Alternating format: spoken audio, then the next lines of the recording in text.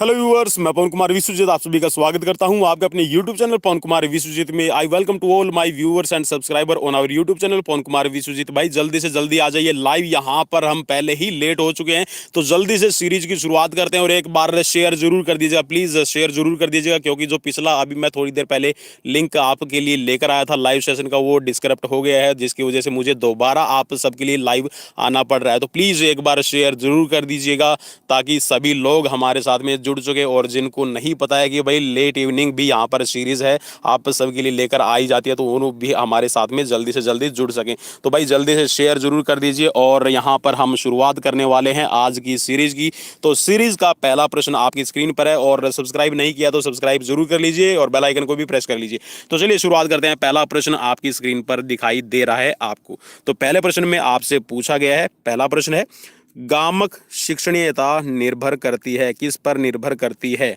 गामक का मतलब है जिसके अंदर आपकी मोटर लर्निंग्स हो, ठीक है, जिनको आप अपनी क्रियाओं में सीखते हैं। तो ये किस पर डिपेंड करती है?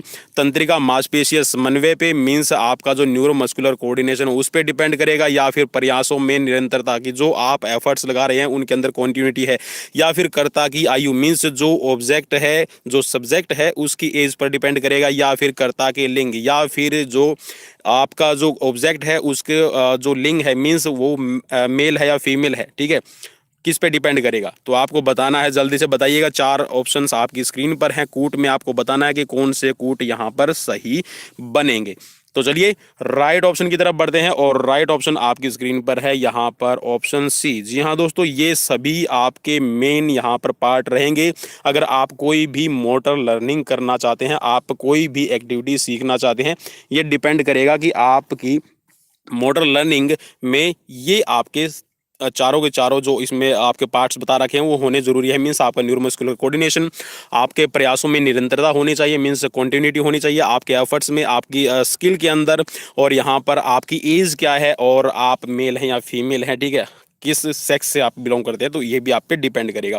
नेक्स्ट क्वेश्चन आपकी स्क्रीन पर है, क्वेश्चन आपका 72, मीन्स आज का दूसरा नंबर रहेगा सीरीज में क्वेश्चन। आंतरिक भार की परख की जाती है, कैसे परख करेंगे भाई आप आंतरिक भार की? इंटरनल लोड, भार परिमाण, पल्स रेट, भार तीव्रता, या फिर लैक्टिक एसिड का संकेंद्रण, मीन्स जो लैक्टिक एसिड है वो कितना बन रहा है। चार ऑप्शंस आपकी स्क्रीन पर हैं, आपको कूट में बताना है कि कौन सा कूट सही रहेगा। चलिए कूट का आप चयन कर लीजिए, मैं ज़्यादा टाइम तो नहीं दे पाऊंगा।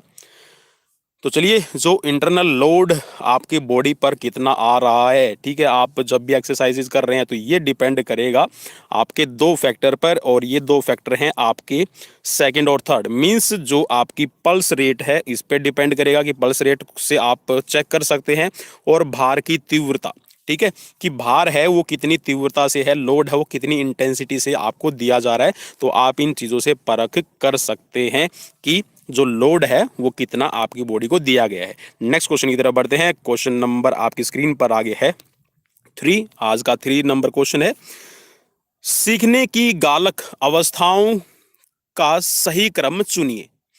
चार ऑप्शंस आपकी स्क्रीन पर है, परिशोधित समन्वय की अवस्था, अपरिशोधित समन्वय की अवस्था, स्वचालित अवस्था। अब कूट में आपको बताना है कि यहां पर कौन सा राइट रहेगा। चलिए जल्दी से, और शेयर जरूर कर दीजिएगा, सभी तक मैसेज जरूर पहुंचा दीजिए।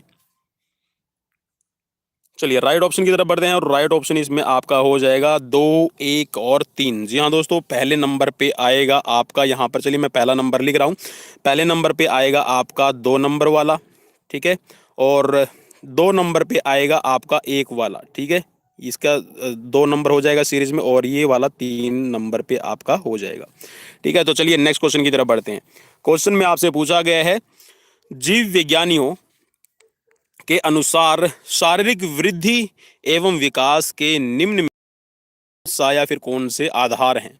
शारीरिक वृद्धि एवं विकास के आधार आपको बताना है कौन कौन से रहेंगे। चार ऑप्शंस आपकी स्क्रीन पर, लेकिन आपको जो आधार बताने के लिए यहाँ पर 5 यहाँ पर फैक्ट दिए गए हैं, पॉइंट दिए गए हैं, तो आपको इनमें से पहचानना है कि कौन कौन से होंगे। पहला है वंश एवं वातावरण, मीन्स आपकी हेरिडिटी और एनवायरनमेंट, व्यक्तिगत स्वास्थ्य नियमों का आपकी आप जो हेल्थ रिलेटेड आपकी डिसिप्लिन है आप उनका पालन करते हैं, बैलेंस डाइट, उचित व्यायाम आप करते हैं, मीन्स आप एक परफेक्ट एक्सरसाइज भी करते हैं, या फिर चिंता एवं तनाव से मुक्ति, तो किन पर डिपेंड करेगा? शारीरिक वृद्धि और विकास। तो चलिए राइट ऑप्शन की तरफ बढ़ते हैं और राइट ऑप्शन इसमें हो जाएगा, जी हाँ, ये सभी बिल्कुल आपके राइट रहेंगे।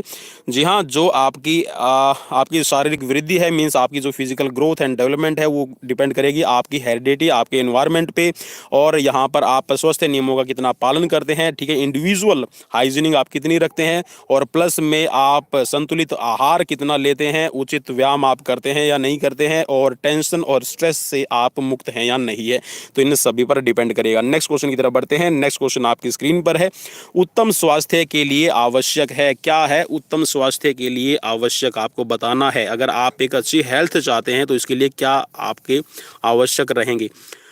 उचित पोषण, व्यायाम और उचित रहन सहन, तो इनमें से कौन सा सही रहेगा? आपको राइट ऑप्शन का चुनाव करना है। और चलिए राइट ऑप्शन की तरफ बढ़ते हैं। तो भाई ये सभी आपके ज़रूरी हो जाएंगे, मीन्स यहाँ पर आपका उचित पोषण होना ज़रूरी है, परफेक्ट आपके पास में न्यूट्रिशंस होने ज़रूरी हैं, and exercise is also important role play here for your physical fitness, and also hits a lifestyle, आपका लाइफस्टाइल क्या है, रहन सहन कैसा है, इस पर भी डिपेंड करेगा। तो ये आपके तीनों सही है, तो यहाँ पर ऑप्शन डी राइट हो जाएगा। नेक्स्ट क्वेश्चन की तरफ बढ़ते हैं और नेक्स्ट क्वेश्चन आपकी स्क्रीन पर आ गया है। चलिए क्वेश्चन में आपसे पूछा गया है यहाँ पे, अच्छे स्वास्थ्य हेतु कैसा व्यायाम करना चाहिए? कैसा व्यायाम करना चाहिए भाई, जल्दी से बताइएगा। आपकी स्क्रीन पर 4 ऑप्शंस दिए गए हैं, तीव्र व्यायाम करें, मंद व्यायाम करें, नियमित करें, या फिर कभी कभी करें। तो भाई बिल्कुल यहाँ पर अगर आपको अच्छा स्वास्थ्य चाहिए तो बिल्कुल इजी क्वेश्चन का आंसर है। तो अच्छा स्वास्थ्य चाहिए तो आपको करना पड़ेगा यहाँ पर रेगुलर एक्सरसाइजेज, ठीक है, रेगुलर एक्सरसाइज करनी पड़ेगी, वो चाहे आप फिजिकल कॉम्पिटिटिव एग्जाम्स कर रहे हो या फिर आप अपने हेल्थ को बनाए रखने के लिए एक्सरसाइज कर रहे हैं। तो इनमें रेगुलरिटी होनी ज़रूरी है, तभी आप एग्जाम्स को क्रैक कर पाएंगे, और साथ में आप हेल्थ का जो पीक परफॉर्मेंस है उसमें भी आप अपनी हेल्थ को बनाए रख पाएंगे। चलिए नेक्स्ट क्वेश्चन की तरफ बढ़ते हैं और नेक्स्ट क्वेश्चन आपकी स्क्रीन पर है, व्यायाम करने के तुरंत पश्चात क्या करना चाहिए आपको? तेज दौड़ना चाहिए, पानी पीना चाहिए, भोजन करना चाहिए, या फिर आराम करना चाहिए? तो चलिए राइट ऑप्शन की तरफ बढ़ते हैं और राइट ऑप्शन इसमें हो जाएगा भाई बिल्कुल यहाँ पर सही आपने फरमाया कि आपको आराम करना चाहिए। जी हाँ, जब भी आप एक्सरसाइज करते हैं पहले आप वार्म अप करें, वार्म अप के बाद में आप जो मेन एक्सरसाइज है, स्किल है, उसको परफॉर्म करें, और उसके बाद में कर ले आप कूलिंग डाउन, और कूलिंग डाउन के बाद आपको थोड़ा सा रेस्ट करने की ज़रूरत है, क्योंकि हमारी बॉडी है जो एनवायरनमेंट से हम दूसरे एनवायरनमेंट में जाते हैं, या फिर हमारी जो बॉडी के अंदर लैक्टिक एसिड उसको थोड़ा सा रिमूव करने के लिए आपको थोड़ा सा आराम करने की जरूरत रहती है। चलिए नेक्स्ट क्वेश्चन की तरफ बढ़ते हैं और नेक्स्ट क्वेश्चन आपकी स्क्रीन पर है, शारीरिक श्रम करने वाले व्यक्ति को लगभग कितनी कैलोरीज की जरूरत होती है? भाई जो भी हार्ड वर्क करता है, परिश्रम करता है, तो उसको कितनी कैलोरीज की जरूरत होती है? चलिए 4 ऑप्शंस आपकी स्क्रीन पर है, जल्दी से ऑप्शंस देख लीजिए और उसके बाद में मैं बढ़ूंगा राइट आंसर की तरफ। आई होप कि आपने आंसर देख लिए हैं और अपना आंसर राइट चुन लिया है। तो यहाँ पर आपको लगभग 3600, जी हाँ 3600 कैलोरीज की आपको ज़रूरत पड़ती है जो भी शारीरिक व्यायाम या फिर शारीरिक श्रम करते हैं। और अगर हम बात करें नॉर्मल, जी हाँ नॉर्मल एक ह्यूमन बीइंग है जो शारीरिक श्रम नहीं करता, परिश्रम नहीं करता। चलिए परिश्रम की श्रेणी यहाँ पर जो शारीरिक व्यायाम है, मैं इसकी श्रेणी में उन सभी को लेकर आता हूँ जो खेल खेलते हैं, ठीक है, रेगुलर अपना 2 से 3 घंटे ग्राउंड पर अपना एक्सरसाइजेज करते हैं, या फिर जो फार्मिंग फील्ड से बिलोंग करते हैं भाई उनके लिए, या फिर जिनका टास्क ऐसा है, या फिर उनका जो डेली रूटीन का जो जॉब नेचर है वो ऐसा है जिसके अंदर उनका फिजिकली वर्क बहुत ज़्यादा होता है, ठीक है, तो उनको यहाँ पर 3600 कैलोरीज की ज़रूरत पड़ेगी, 3600 कैलोरीज की ज़रूरत पड़ेगी। और नॉर्मल ह्यूमन की बीइंग की बात करें तो भाई 2500, ठीक है, 2500 जिनका फिजिकल काम नहीं है, ठीक है, तो वो 2500 कैलोरीज ले सकते हैं।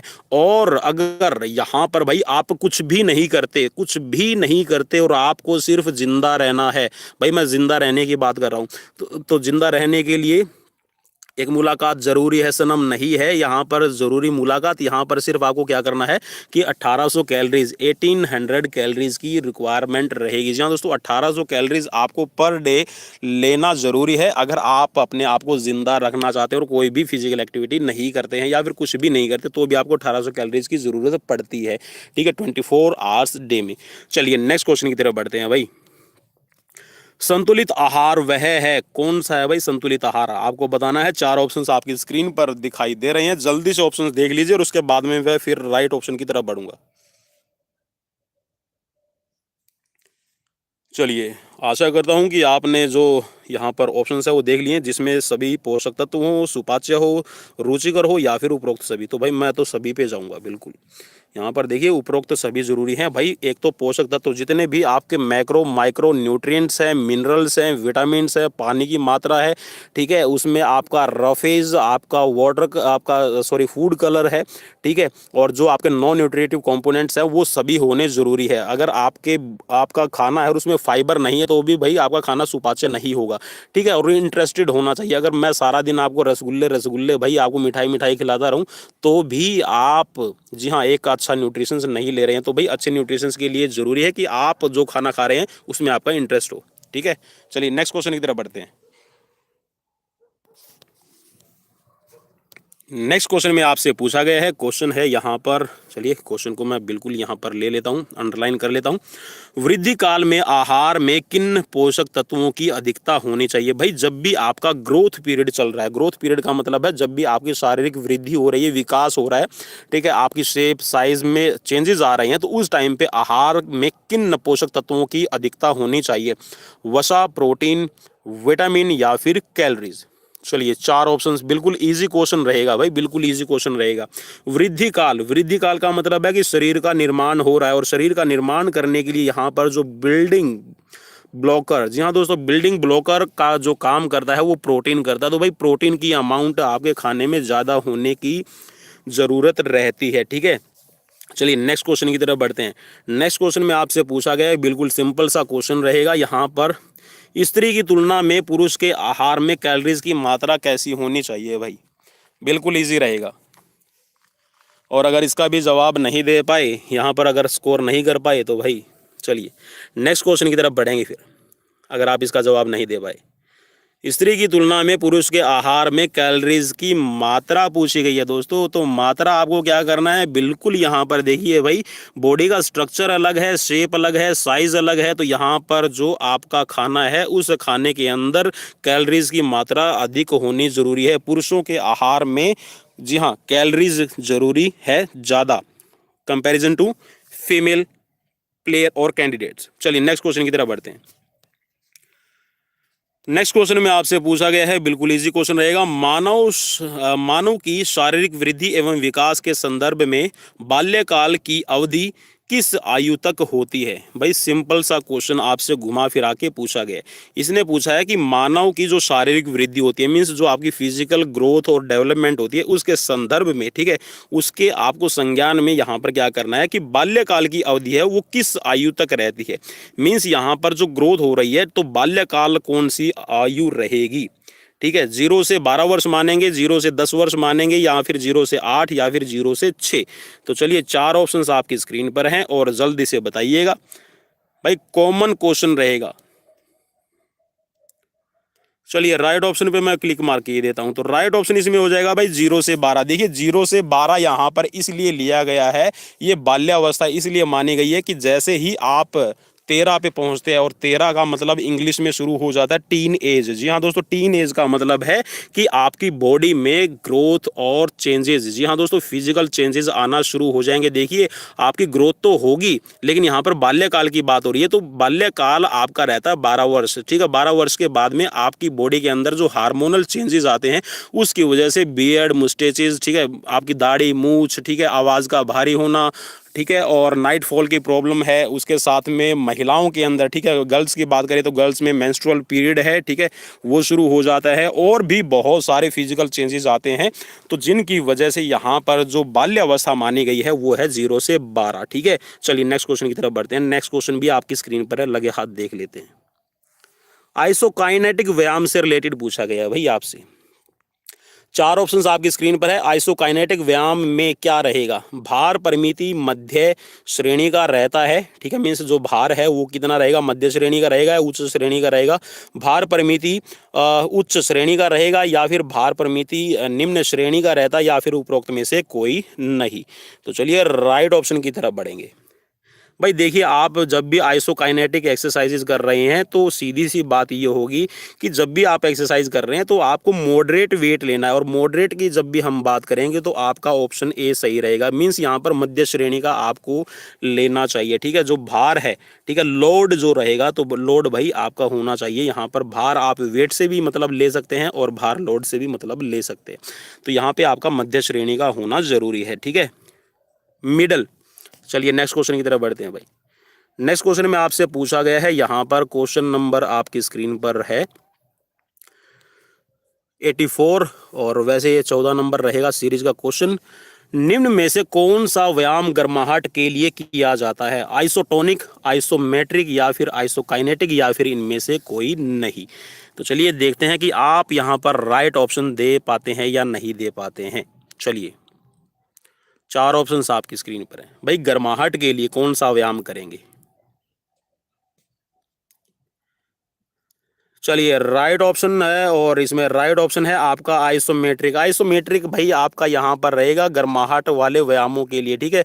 गर्माहट मीन्स बॉडी का टेम्परेचर वो इंक्रीज करने के लिए जो आपकी यहाँ पर आइसोमेट्रिक एक्सरसाइजेज है आप वो कर सकते हैं। आइसो का मतलब है यहाँ पर सेम, और मैट्रिक का मतलब रहता है लेंथ, ठीक है।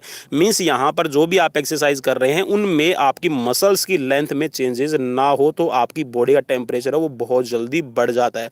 आप सपोज कीजिए कि दीवार को पुश कर रहे हैं, ठीक है, आप दीवार को लगातार पुश कर रहे हैं तो आप देखेंगे कि आपकी मसल्स के अंदर टेंस बढ़ जाती है। टेंस का मतलब है उनके अंदर तनाव बढ़ जाता है और मसल्स का टेम्परेचर है वो अपने आप इंक्रीज होने लगता है। तो बिल्कुल यहाँ पर जो गर्माहट के लिए किया जाने वाला व्यायाम है वो आपका रहेगा आइसोमेट्रिक। चलिए नेक्स्ट क्वेश्चन की तरफ बढ़ते हैं भाई। नेक्स्ट क्वेश्चन आपकी स्क्रीन पर ही है मौजूद, तो यहाँ पर चलिए बॉक्सेस में बंद कर देते हैं क्वेश्चन को। किस प्रकार के तत्व वाले व्यक्ति लंबे, पतले व अत्यधिक कम क्षमता वाले होते हैं? भाई यहाँ पर सीधा सा मतलब ये पूछ रहा है कि जो शेल्डन का क्लासिफिकेशन है। जी हाँ दोस्तों, शेल्डन का क्लासिफिकेशन काफ़ी इंपॉर्टेंट है। आपका 9th 10th 11th 12th की जो क्लासेस में अगर आप बच्चों को पढ़ा रहे हैं, अगर आप एक फिजिकल एजुकेशन टीचर है तो काफ़ी इंपॉर्टेंट रहेगा।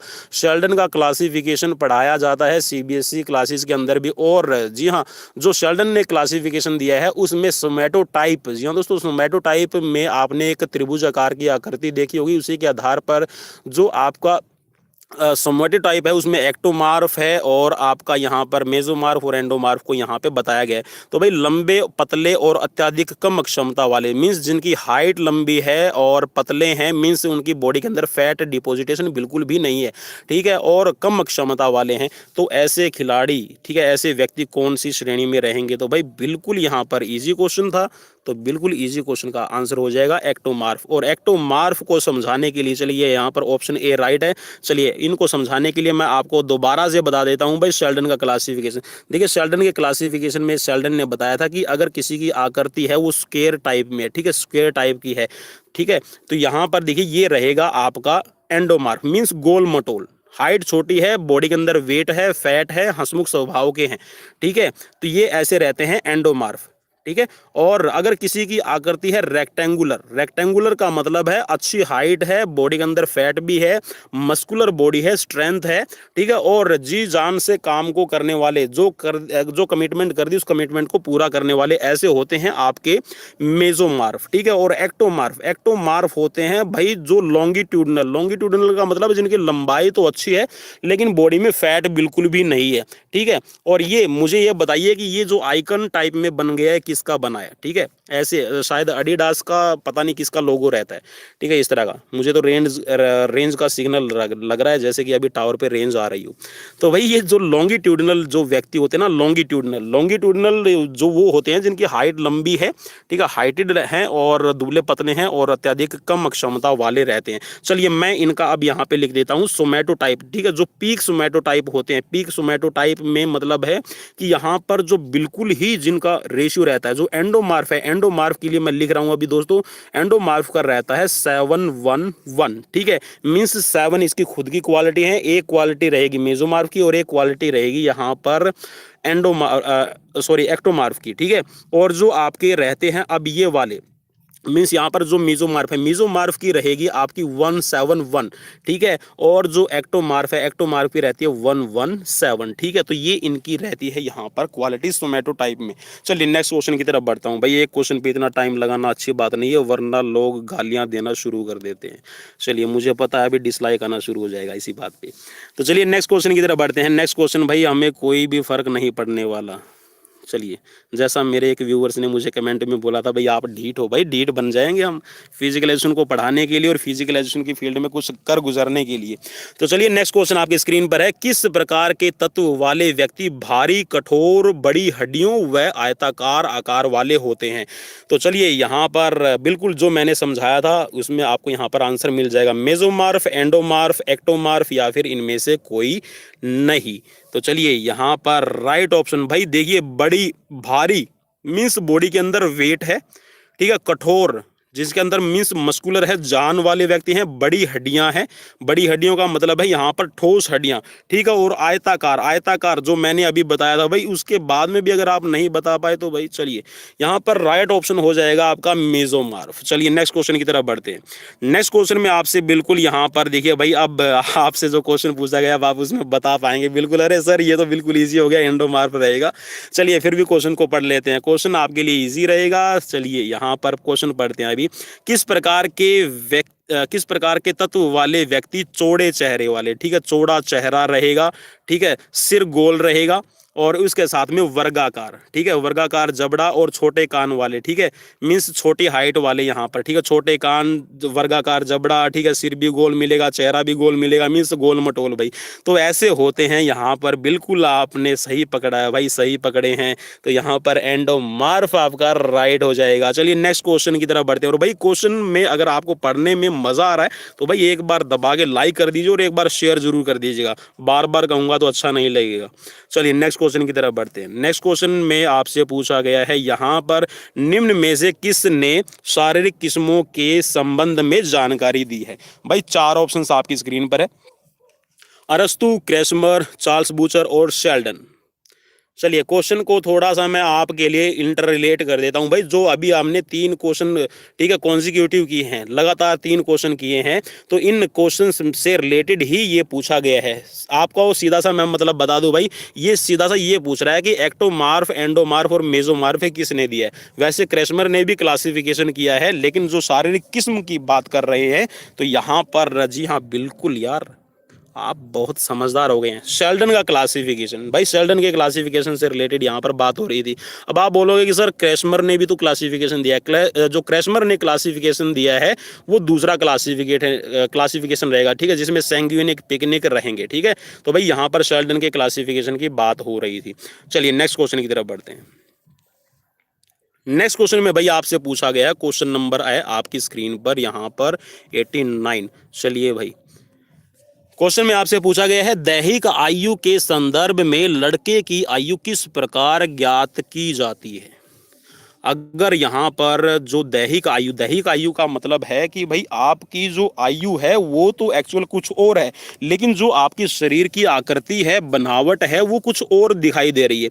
तो उस संदर्भ में अगर किसी की हाइट बड़ी हो, ठीक है, मस्कुलर बॉडी बन गई हो, लेकिन हाइट आयु के हिसाब से छोटा है, तो उसकी गणना किस प्रकार की जाएगी? उसकी एज को, एक्चुअल एज को हम किस प्रकार से ढूंढ सकते हैं? तो 4 ऑप्शंस आपकी स्क्रीन पर है। काख में उगे बालों के आधार पर, मीन्स काख का मतलब है यहाँ पर पिट आर्म, ठीक है, जो आपकी बगल में जो काख के अंदर बाल आते हैं उनके आधार पर, या फिर उंगलियों की लंबाई के आधार पर, या फिर सिर पर उगे बालों के आधार पर, या फिर उपरोक्त में से कोई नहीं। तो भाई सीधा सा आपको एक तरीका बताता हूं, अगर आपको किसी की, जैसे कि सपोज कीजिए कि अंडर 14, अंडर 17, अंडर 19 ऐसे कंपटीशन आप करवा रहे हैं बच्चों के, तो उस टाइम पे आप अंडर 14, अंडर 11 और अंडर 17 तक अगर आप किसी बच्चे को पहचानना चाहते हैं कि इस बच्चे की ग्रोथ एक्चुअल में कितनी है, तो आप सीधा सा जी हाँ जो ऑप्शन में यहाँ पर दिया गया ऑप्शन ए इस क्वेश्चन का राइट आंसर हो जाएगा कि काख में जो पिट आर्म्स है आपकी, उसमें बाल कितने उगे हुए हैं, ठीक है, वो किस कलर के हैं, ठीक है, बिल्कुल ब्लैक हो चुके हैं या ब्राउन कलर के हैं, तो आप उसके आधार पर इनको पहचान सकते हैं। और दूसरा, आप दांतों की गिनती कर सकते हैं। ठीक है, जो अडल्ट हो जाते हैं उनमें 32, ठीक है, और आपका 30 के करीब दांत रहेंगे। और जो जो अडल्ट नहीं हो पाते हैं, या फिर ये कह सकते हैं जो टीनेजर्स रहते हैं, उनके जो दांत रहेंगे वो 28 रहेंगे। ठीक है, और भाई मेरे जैसे गिनोगे तो क्या पता 36 भी हो जाए, क्योंकि मैं 4-5 फालतू लेके रहता हूँ। मुझे पता है कि क्या पता कब कहाँ पे स्पोर्ट्स वालों को खाने की ज़रूरत पड़ जाए, इसीलिए अपने एक्स्ट्रा जोड़े दांतों के ज़रूर रखो। चलिए भाई, नेक्स्ट क्वेश्चन आपकी स्क्रीन पर है। और अगर सीरीज में मज़ा आ रहा है तो भाई फिर मैं एक बार और कहूँगा, चलिए नहीं कहूँगा, कह दिया तो फिर आप, मुझे पता है यार। चलिए नेक्स्ट क्वेश्चन की तरफ बढ़ते हैं। और अगर सीरीज पढ़ने में मज़ा आ रहा है तो भाई शेयर जरूर कर दीजिएगा। चलिए, बोल गया बातों बातों में। शरीर रचना की वृद्धि एवं विकास मुख्यतः किससे संबंधित है? चलिए, 4 ऑप्शंस आपकी स्क्रीन पर है भाई। शरीर रचना की वृद्धि मीन्स जो आपकी बॉडी की जो रचना है, फॉर्मेशन है, उसकी वृद्धि और विकास किससे संबंधित है? कंकाल तंत्र, रक्त तंत्र, पाचन तंत्र और मांसपेशी तंत्र। तो देखिए, फिजिकल ग्रोथ की बात हो रही है भाई।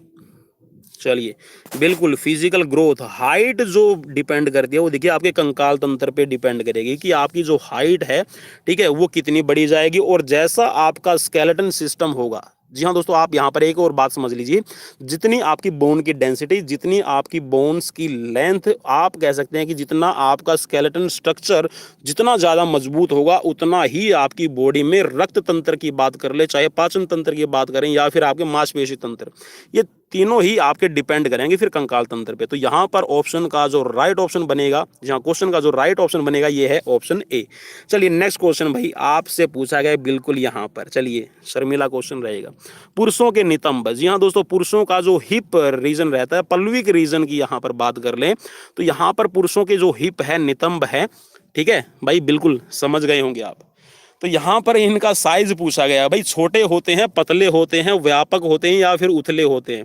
भाई उथले तो बिल्कुल भी भगवान ना बनाए, क्योंकि अगर आपका यहाँ पर, चलिए मैं आपको एक और चीज़ बता दूं भाई, अगर आपका जो बेल्ट लेवल है, कमर, ठीक है, कमर का जो बंद है, ठीक है, जो कमर बंद हम बांधते हैं, मीन्स जो बेल्ट है, अगर आपका चला गया है 36 से अबव, 36 से अबव है, तो भाई ये समझ लीजिए कि आपको ज़्यादा, जी हाँ दोस्तों, यहाँ पर आपको लाइफस्टाइल डिजीज़ प्रॉब्लम होने की संभावनाएं हैं और हेल्थ रिलेटेड आपको डिजीज़ होने की संभावनाएं ज़्यादा रहती है। तो 36 इंच से अगर अबव आपका बेल्ट लेवल जा रहा है, ठीक है, जो बेल्ट है, कमर बंद है, अगर वो ज़्यादा जा रहा है तो आपको प्रॉब्लम हो जाएगी। तो इसीलिए भाई उथले तो बिल्कुल भी भगवान ना बनाए और व्यापक भी बिल्कुल ना बनाए, ठीक है, डेवलप करे, ग्रोथ बिल्कुल अच्छे से हो।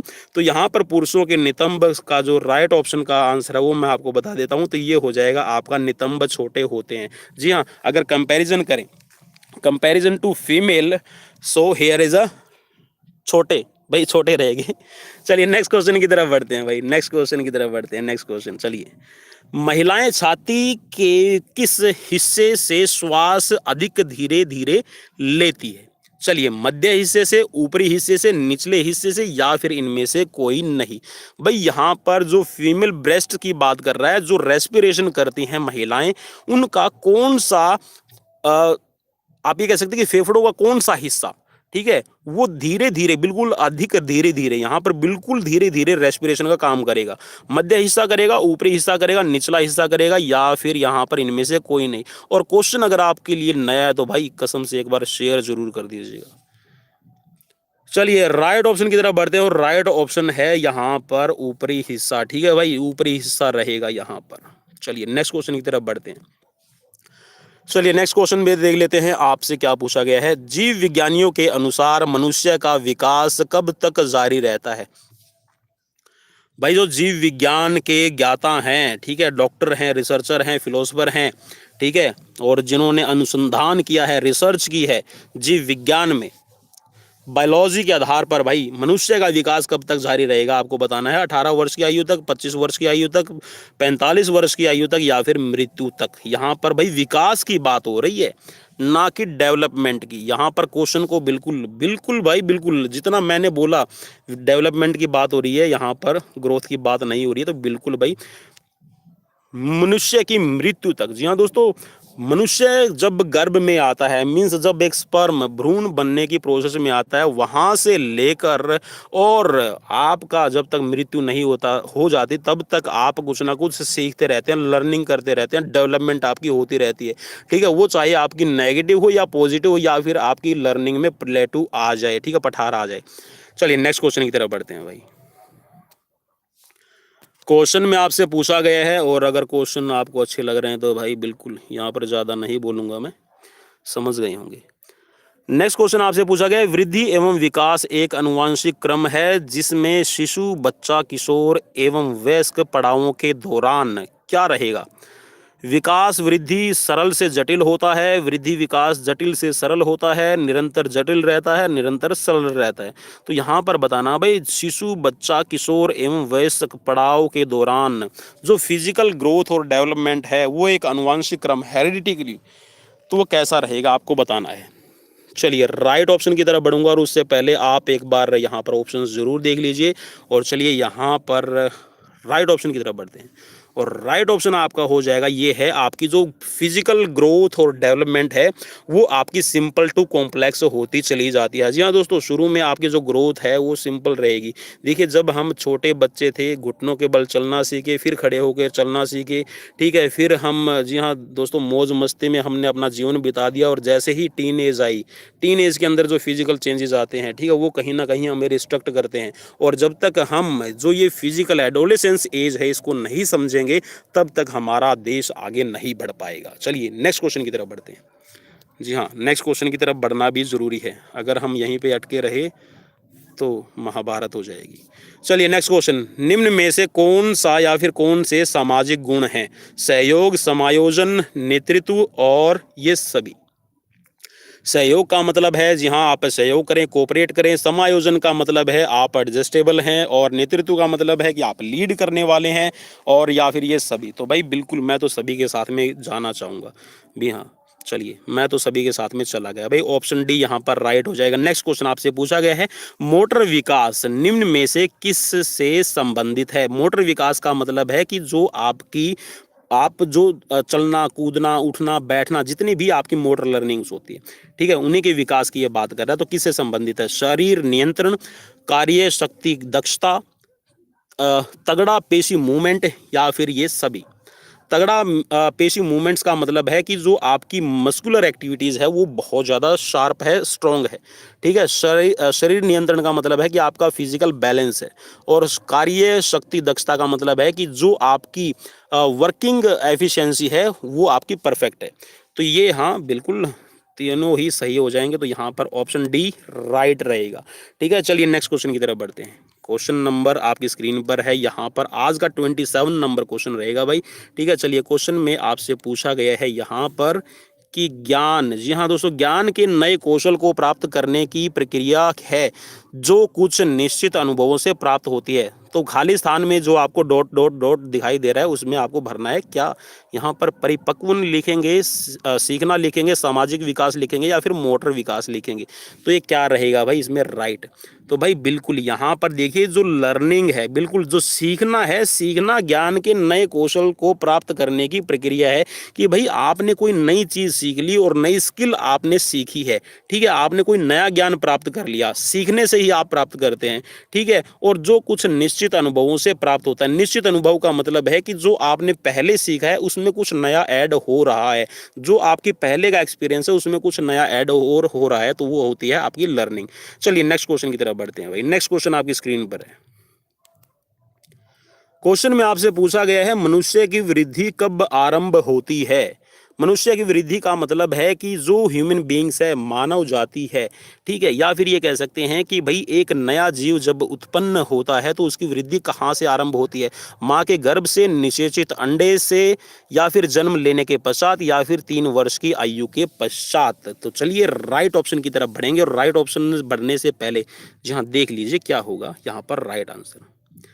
तो चलिए यहाँ पर राइट ऑप्शन बनेगा माँ के गर्भ में। जी हाँ दोस्तों, माँ के गर्भ से ही आपका जो वृद्धि है, फिजिकल ग्रोथ है, वो आपकी शुरू हो जाती है। देखिए, जब 2 महीने का बच्चा होता है, 2 महीने का बच्चा भी नहीं कहूँगा मैं, भ्रूण, ठीक है, माँ के गर्भ में जब 2 महीने का गर्भ होता है तभी उसके अंदर हार्ट बीट आनी शुरू हो जाती है। जैसे जैसे वो बढ़ता जाएगा, कभी 50 ग्राम, कभी 60, कभी 100, कभी आपका 1 किलो, ठीक है, 2 किलो, 2.5 किलो, ठीक है, और मैक्सिमम 3 किलो भाई, ठीक है।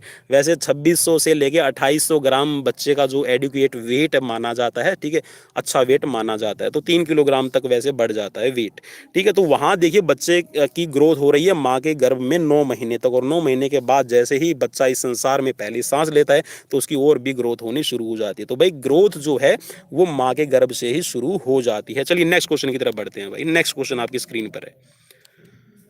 चलिए क्वेश्चन नंबर आपकी स्क्रीन पर आ गया है यहाँ पर आज का 29। मनुष्य का विकास निम्न में से किन पहलुओं से जुड़ा है? मानसिक, बौद्धिक, भावनात्मक, या फिर ये सभी? भाई विकास की बात हो रही है, डेवलपमेंट की, ठीक है। विकास कोई मामा जी का लड़का नहीं है, ठीक है। यहाँ पर डेवलपमेंट की बात हो रही है कि भाई आपकी लर्निंग, ठीक है, कुछ आप में विकास हो रहा है। जी हाँ, हर कोई कह रहा है विकास होगा, विकास होगा, लेकिन कब होगा पता नहीं, कब होगा विकास। चलिए मैं भी वेट कर रहा हूँ। चलिए तो राइट ऑप्शन की तरफ बढ़ते हैं भाई। राइट ऑप्शन आपने देख लिया है और मैं उम्मीद करता हूं कि बिल्कुल आपका राइट ऑप्शन यहाँ पर राइट हो जाए। तो यहाँ पर ऑप्शन डी राइट हो जाएगा, मानसिक, बौद्धिक और भावात्मक, ठीक है, इंटेलेक्चुअल, मेंटल एंड आपका इमोशनल। तो ये सभी डेवलपमेंट आपकी रहती है, ठीक है, मनुष्य के विकास के पहलू में। नेक्स्ट क्वेश्चन की तरफ बढ़ते हैं और ये रहेगा आज का, वैसे तो आपको सीरीज में दिखाई दे रहा है 100 नंबर क्वेश्चन, लेकिन ये है आज का 30 नंबर क्वेश्चन। आंतरिक क्रिया पद्धति में भिन्नता पाए जाने के कारण व्यायामों को कितने भागों में बांटा गया है? भाई एक्सरसाइजेज को आप कितने भागों में बांट सकते हैं, आपको बताना है। आंतरिक क्रिया पद्धति में भिन्नता, भिन्नता का मतलब है, आंतरिक का मतलब है कि भाई जो आपकी इंटरनल, तो आपको बताना है कि व्यायाम को कितने भागों में बांटा जा सकता है। चलिए जल्दी से बांटिएगा और फिर मैं भी घर पे जाके, जी हाँ, अपनी नींद को बांट लूँ।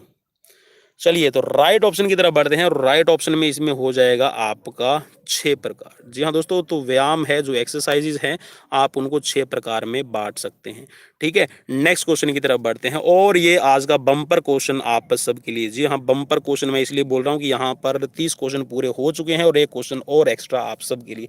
कौशल, दमखम, गति एवं शक्ति किस प्रकार के व्यायामों के आधार हैं? चलिए, स्किल, एंड्योरेंस और यहाँ पर स्पीड और स्ट्रेंथ किस प्रकार के एक्सरसाइजेज का बेस है? चलिए राइट ऑप्शन की तरफ बढ़ेंगे और राइट ऑप्शन से पहले आप यहाँ पर 4 ऑप्शंस जरूर देख लीजिए। सहायक व्यायाम, निश्चेष्ट व्यायाम, क्रियाशील व्यायाम, या फिर समतामी व्यायाम। तो चलिए राइट ऑप्शन की तरफ बढ़ते हैं भाई। राइट ऑप्शन का मतलब है यहाँ पर क्रियाशील व्यायाम, ठीक है, एक्टिव एक्सरसाइजेज। एक्टिव का मतलब है कि आप इन क्रियाओं को, जब भी दमखम की बात हो रही है, शक्ति की बात हो रही है, गति की बात हो रही है, स्किल की बात हो रही है, तो आप उसमें एक्टिवली पार्टिसिपेट करते हैं उन एक्सरसाइजेज के अंदर। तो यहाँ पर क्रियाशील व्यायाम आपका राइट ऑप्शन हो जाएगा। तो भाई ये थे आज के आप सब के लिए क्या 30 क्वेश्चंस। कैसे लगे प्लीज मुझे कमेंट बॉक्स में कमेंट करना बिल्कुल भी ना भूलिएगा। और अगर कमेंट करने की सोच लिया है तो आप हमें पॉजिटिव, नेगेटिव अपना जो फीडबैक है वो दे सकते हैं, लाइक कर सकते हैं, डिसलाइक भी जरूर कीजिएगा। अगर सीरीज अच्छी नहीं लगी है तो भाई डिसलाइक करने के बाद में भाई आप कमेंट में मुझे ये बताया कीजिए कि कमी क्या रह गई, ठीक है। और चैनल को सब्सक्राइब करने में भाई कुछ नहीं लगेगा, ठीक है। बेनिफिट्स आपको ये होगा कि जब भी आप हमें सब्सक्राइब कर लेंगे, बेल आइकन को प्रेस कर लेंगे, तो आपको नोटिफिकेशन वीडियो का, लाइव सेशन का जल्दी से मिल जाएगा। और शेयर करना भाई अपने दोस्तों के साथ में बिल्कुल भी ना भूलें, ठीक है। शेयर करने से ज्ञान को जितना आप शेयर करेंगे उतना ही ज्ञान बढ़ेगा। So thanks for watching this session. We will meet tomorrow again with the new series, with the new questions. Till then bye bye, take care.